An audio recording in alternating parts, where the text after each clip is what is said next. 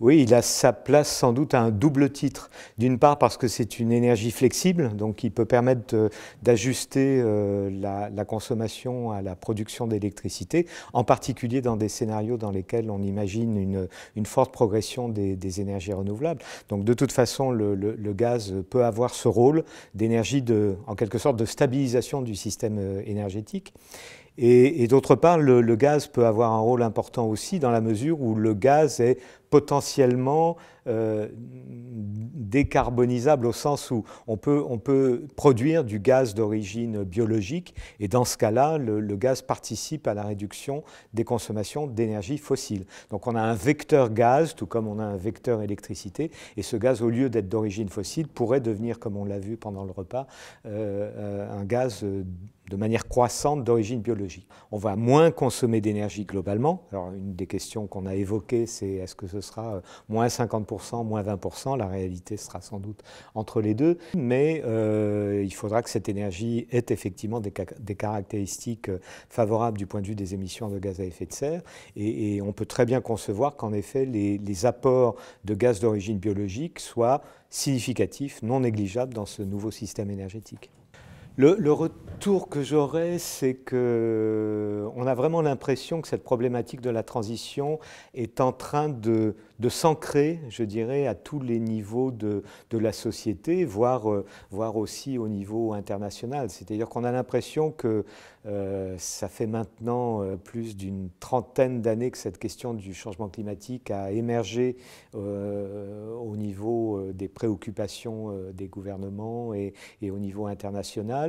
Et aujourd'hui, on a l'impression que finalement tous les acteurs de la société, ou presque, prennent cette problématique au sérieux et en quelque sorte l'incorporent dans leur vision du monde. Et donc on est presque plus...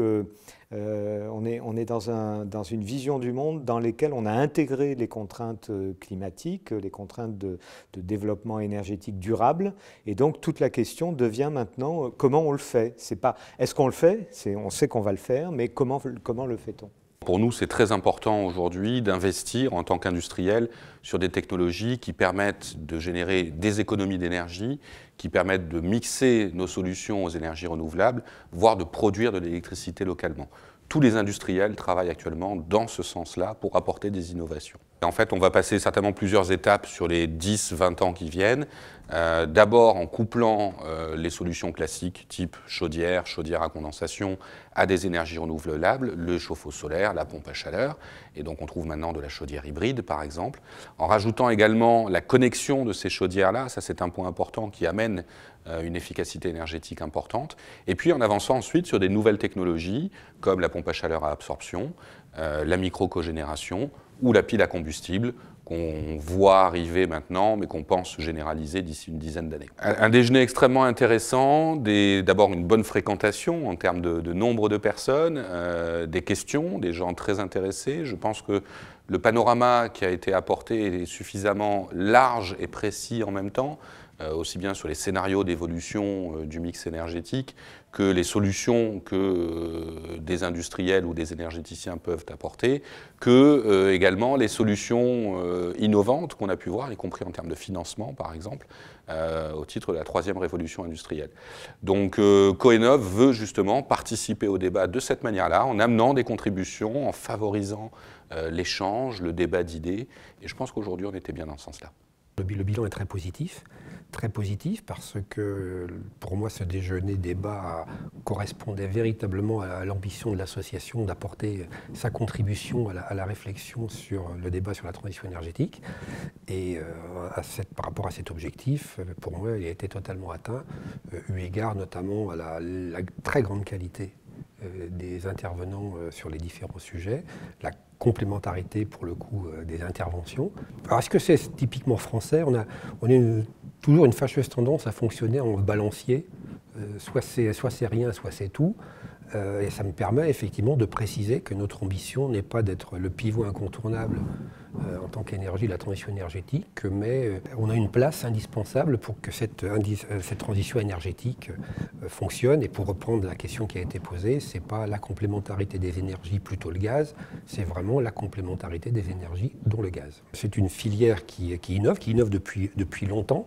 Donc je pense que c'est toujours important de rappeler que même par rapport à une énergie qui est historique, proche des préoccupations des Français depuis déjà des dizaines d'années, eh bien cette énergie continue à innover aussi bien sur les équipements que notamment pour demain aller vers des utilisations plus proches des énergies renouvelables, couplant chaleur et production d'électricité, ça c'est pour les équipements, et puis surtout cette révolution, parce que c'est quand même une révolution pour moi, de l'énergie gaz qui passe d'une énergie fossile et importée à demain une énergie renouvelable et locale dans des proportions majoritaires.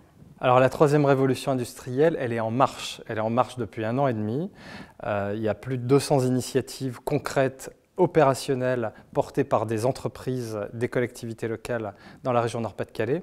Sur les domaines de l'énergie, il s'agit surtout de développer les énergies renouvelables au travers de mix énergétiques. On travaille beaucoup sur les logiques d'offres avec des startups, des moyennes entreprises, des PME innovantes dans des domaines bien sûr connus que sont l'éolien, que sont le solaire, que sont la biomasse, mais que sont également les hydroliennes par exemple. L'objectif à 2050, en tout cas l'objectif que porte le master plan, c'est qu'à horizon 2050, la totalité des besoins énergétiques de la région Nord-Pas-de-Calais soit couvert par des ENR. On a l'ambition, avec les partenaires qui sont autour de la table, que sont essentiellement GRDF, la Chambre d'agriculture également, et d'autres acteurs de la filière, de faire en sorte que la région Nord-Pas-de-Calais soit la première région européenne en matière de biométhane et de biométhane injecté. L'enjeu, c'est de développer une filière depuis les intrants jusqu'à la fabrication des plateformes et jusqu'à l'exploitation, de façon à générer une activité nouvelle en région Nord-Pas-de-Calais. On a pour ça tout l'écosystème, y compris administratif, qui nous soutient. Et on a l'espoir et l'ambition que d'ici les 5 ou 6 prochaines années, on passe la dizaine, la vingtaine, voire la trentaine de plateformes installées. Alors c'est vrai que c'est une initiative qui nous a tenus et qui nous tient à cœur. Il s'agit d'associer le grand public à ces questions de troisième révolution industrielle et plus largement de transition énergétique. Et pour ce faire, on a mis en place avec le Crédit Coopératif un livret d'épargne qui permet à chaque épargnant, à chaque citoyen de déposer à partir de 10 € et jusqu'à 100 000 €, c'est ouvert également aux associations par exemple, une épargne qui est sûre, fiable, disponible à tout moment, qui est rémunérée à 1,75% pour les premiers euros et 0,80% au-delà de 1 500 €. Et 100% de la collecte de cette épargne ira financer sous forme de prêts à des taux très intéressants des entreprises du Nord-Pas-de-Calais ou pas du Nord-Pas-de-Calais, mais qui souhaitent s'y installer et qui ont des projets de troisième révolution industrielle. Et la dernière innovation en la matière, c'est qu'on cherche vraiment à faire du circuit court et on organisera chaque année une rencontre physique entre les épargnants et les entrepreneurs qui auront été financés grâce à ce livret d'épargne. Très chouette ambiance, des gens intéressés, ouverts.